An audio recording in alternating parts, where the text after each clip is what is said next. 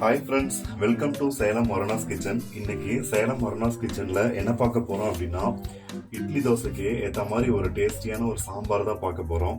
அதுக்கு பார்த்தீங்கன்னா 1 கப் பருப்பு நம்ம போட்டு வேக வச்சிருக்கோம். அந்த பருப்பு கூடவே நம்ம 1 கப் பூசணிக்காய் போட்டு ரெண்டும் நல்லா குழைய வேக வச்சுக்கலாம். பூசணிக்காய் போட்டுக்கலாம். ஆல்ரெடி பருப்பு நம்ம வாஷ் பண்ணி அடுப்புல வச்சாச்சு. ஓகே, இது நல்லா வெந்து வரட்டும். நம்ம இதை வேற ஒரு அடுப்புல மாத்திக்கலாம். பருப்பும் பூசணிக்காயும் நல்லா வெந்து வரட்டும். இதுக்கு நம்ம ஒரு சாம்பார் பொடி தயார் பண்ணிக்கலாம். நம்ம பருப்பு பூசணிக்காய் சாம்பாருக்கு ஒரு சாம்பார் பொடி ரெடி பண்ணிக்கலாம். இப்போ ஒரு 1/2 ஸ்பூன் எண்ணெய் விட்டுக்கலாம். ஒரு 2 ஸ்பூன் மல்லி போட்டுக்கலாம். நம்ம கொஞ்சம் சாம்பார் அதிகமா வைக்கிறோம், அதனால 2 ஸ்பூனா போட்டுக்கலாம். ஒரு 1/2 ஸ்பூன் ஜீரகம் போட்டுக்கலாம். ஒரு 5-6 மிளகாய் போட்டுக்கலாம், வரமிளகாய். ஒரு 1 ஸ்பூன் கடலைப்பருப்பு போட்டுக்கலாம். நம்மளுடைய சாம்பாருக்கு இதுதான் மசாலா, வேற எதுவும் நம்ம சேர்க்க போறதில்ல. ஓகே, நம்ம மசாலா நல்லா வறுபட்டுருச்சு. நம்ம இது இப்ப மிக்ஸி ஜாருக்கு மாத்தி அரைச்சிக்கலாம்.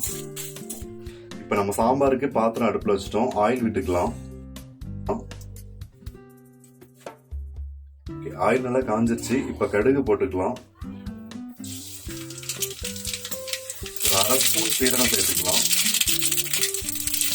ஒரு 1/4 ஸ்பூன் வெந்தயம் சேர்த்துக்கலாம். நல்லா பொரிஞ்சு வரட்டும். கருவேப்பிலை சேர்த்துக்கலாம். இது கூட பூண்டு சேர்த்துக்கலாம். இது கூட வெங்காயம் சேர்த்துக்கலாம். இது கூடவே ஒரு 4 வரமிளகாய் சேர்த்துக்கலாம். நல்லா வதக்கிக்கலாம்.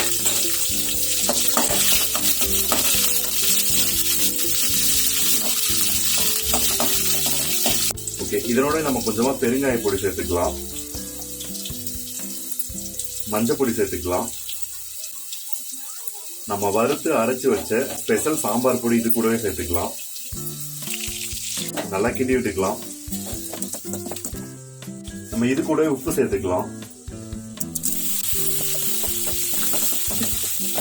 நம்ம இது கூடவே தக்காளி சேர்த்துக்கலாம். நாங்க ஒரு 3 தக்காளி கட் பண்ணி வச்சிருக்கோம், சேர்த்துக்கலாம். நம்ம தக்காளி ஓரளவுக்கு வெந்து வரட்டும். பருப்பு சேர்த்துக்கலாம். தக்காளி நல்லா வதங்கி வந்துருச்சு. நம்ம இது கூட வேக வச்ச பருப்பு பூசணிக்காவும் மசிச்சு வச்சிருக்கோம். இப்ப இதோட சேர்த்துக்கலாம். நல்லா கிண்டி விட்டுக்கலாம். இது கூடவே கரைச்சி வச்சிருக்க புளி தண்ணி சேர்த்துக்கலாம். நல்லா கொதிச்சு வரட்டும். மூடி போட்டுக்கலாம். நம்மளுடைய சாம்பார் நல்லா கொதிச்சு வருது, நல்லா மணமா இருக்கு. இதை ஓபன் பண்ணி பார்த்துக்கலாம்.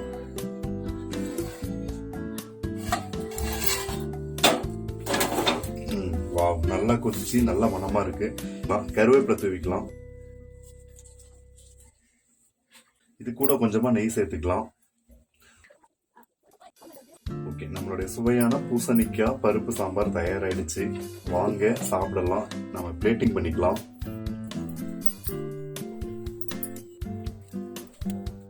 நம்மளுடைய சுவையான பருப்பு பூசணிக்காய் சாம்பார் ரெடி. வாங்க சாப்பிடலாம்.